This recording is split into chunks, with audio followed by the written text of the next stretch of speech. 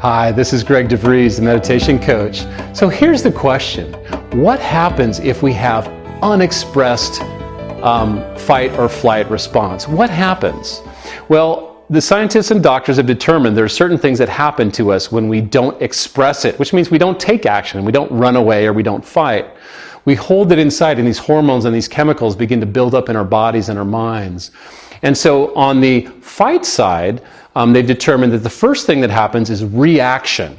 So you tend to react instead of respond. Remember we talked about dopamine and how it takes away your ability to focus and kind of puts you back into that primal reactive mode. So you tend to react, which means you blurt things out, you say things and go, oh, how did I say that? How did that come out of my mouth? Because you're under stress and you're not expressing that fight response. After enough reaction builds up, that hormonal imbalances or it gets worse, you begin to take action. Things like road rage, things like punching holes in the wall, things like having to scream into a pillow. That is what you begin to do. You begin to take action because these things cannot continue to build up forever. Now you can use band-aids like alcohol to try to make them less major in your life, but eventually this stuff will catch up with you. Now on the flight side, scientists have discovered that if you hold in this flight and it's not expressed, you begin, number one, to do what's called repression.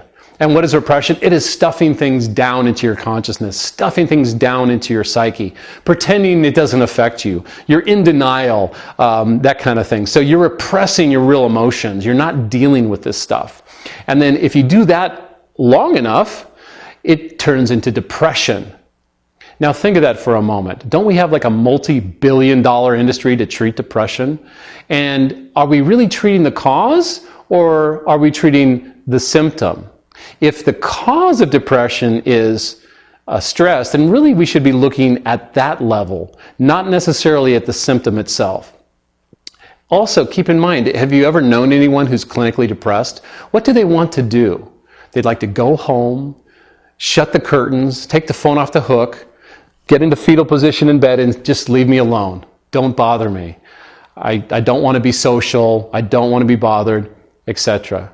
And now think of someone who may be hiding from a tiger. What would they do? Run. If they're doing flight, they'd run away. They'd find a cave. They'd be really quiet. They wouldn't make any noise. They'd want to be left alone because of the fear of this tiger. Do you see the correlation between the flight response from stress and depression and anxiety on the, that we live with day-to-day, consequences? Do you see those two being tied together? So again, here's something that I want you to do. Through your day-to-day life, when you're feeling anxious, you're feeling depressed, you're feeling angry, where's the tiger? Where's the tiger? And if there is no tiger, then take a few breaths, do some meditation, do some exercise, put yourself back into balance. It'll be worth it. Thank you so much for watching, and I'll see you next time.